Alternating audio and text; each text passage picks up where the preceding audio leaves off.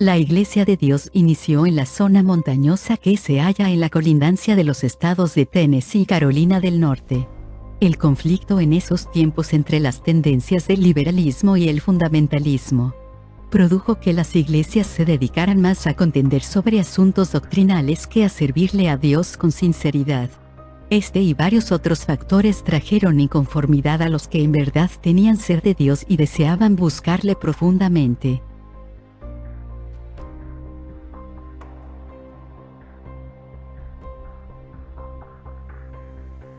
En 1884 un hombre llamado Richard G. Spurling, un ministro de la Iglesia Bautista, de 75 años de edad, se entregó en oración, estudio de las Sagradas Escrituras y a la historia de la Iglesia en busca de una salida a las costumbres, tradiciones y legalismo que se vivían en esa época.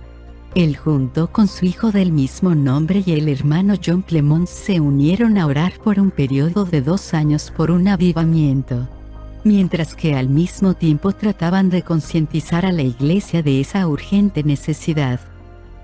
A pesar de que era ya un hombre de avanzada edad y no contaba con su vigor físico de sus años mozos, dentro de su anciano pecho palpitaba un corazón joven y valiente. Al no lograr nada decidieron formar una unión cristiana, lo cual se realizó en una casa rústica de Berney Creek, el 19 de agosto de 1886, lográndose unir a 8 personas decididas a restaurar el cristianismo primitivo y lograr la unión de todas las denominaciones.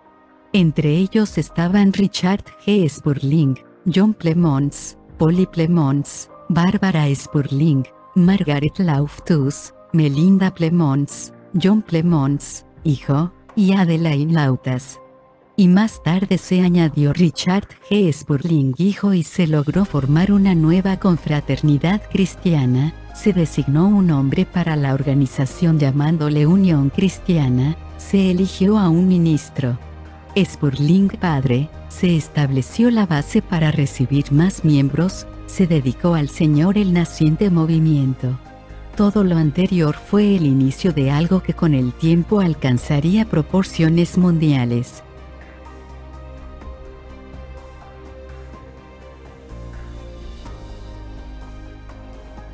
Tan solo un poco después de que se formó la Unión Cristiana, Richard Spurling murió a los 81 años. Pero antes ordenó a su hijo como el pastor de la iglesia el 26 de diciembre de 1886.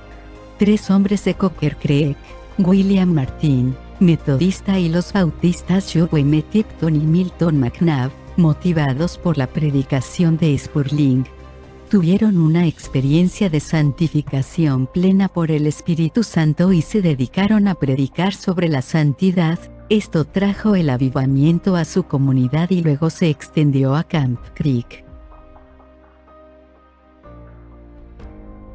Un grupo de hermanos humildes se unieron en oración y Dios oyó sus súplicas, llegando el avivamiento en 1896.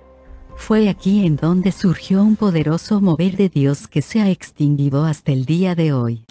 Un líder prominente que colaboró mucho para extender el avivamiento pentecostal fue William F. Bryan. Después de esta visitación de Dios, vino una persecución abierta contra los hermanos que habían recibido la llenura del Espíritu Santo. Se les acusó de herejes, lunáticos e idiotas. También les cerraron la escuela donde se reunían y hacían sus servicios. En el año de 1902 se cambió el nombre de Unión Cristiana por el de Iglesia de Santidad. El grupo había tratado infructuosamente de reformar sus iglesias locales, así que establecieron una nueva con el fin de restaurar las doctrinas de la Biblia, promover una mayor consagración, evangelización y el servicio cristiano. Por varios años la iglesia sufrió muchos ataques de amenazas y contra de sus infraestructura, como la quema de sus 2 primeros templos. Más adelante, en junio de 1903 se recibieron 5 nuevos miembros en la iglesia, entre ellos a J. Tomlinson, quien luego fue ordenado pastor de la congregación para que Spurling y Bryant se pudieran dedicar a viajar predicando en otros lugares. Su pastorado fue bueno, pues en el primer año recibió 13 nuevos miembros en la congregación, entre ellos a otro ministro Lemons, quien a su vez se dedicó a predicar con Spurling y Bryant en otros lugares. De manera que para 1905 ya había congregaciones en otros 3 lugares y la iglesia contaba con 4 congregaciones. En el año de 1907 finalmente se le cambió el nombre, de Iglesia de Santidad por el de Iglesia de Dios. De esos humildes orígenes creció hasta convertirse en una de las denominaciones pentecostales más influyentes del mundo. Por casi 130 años, la Iglesia de Dios se ha distinguido por predicar el Evangelio bajo el poder del Espíritu Santo. Al momento, su membresía sobrepasa las 7 millones de personas, distribuidas en más de 150 países. Los líderes de la Iglesia de Dios son muy respetados dentro del movimiento pentecostal. Hoy, la Iglesia de Dios siente un llamado similar al experimentado en sus primeros días en Berney Creek. Sus congregaciones están experimentando el poder del Espíritu Santo como nunca antes.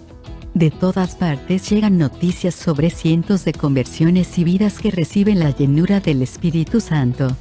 La Iglesia de Dios ha sido llamada a evangelizarle al mundo. También al discipulado y la oración, al compromiso, a ser un canal para el avivamiento pentecostal en este nuevo milenio.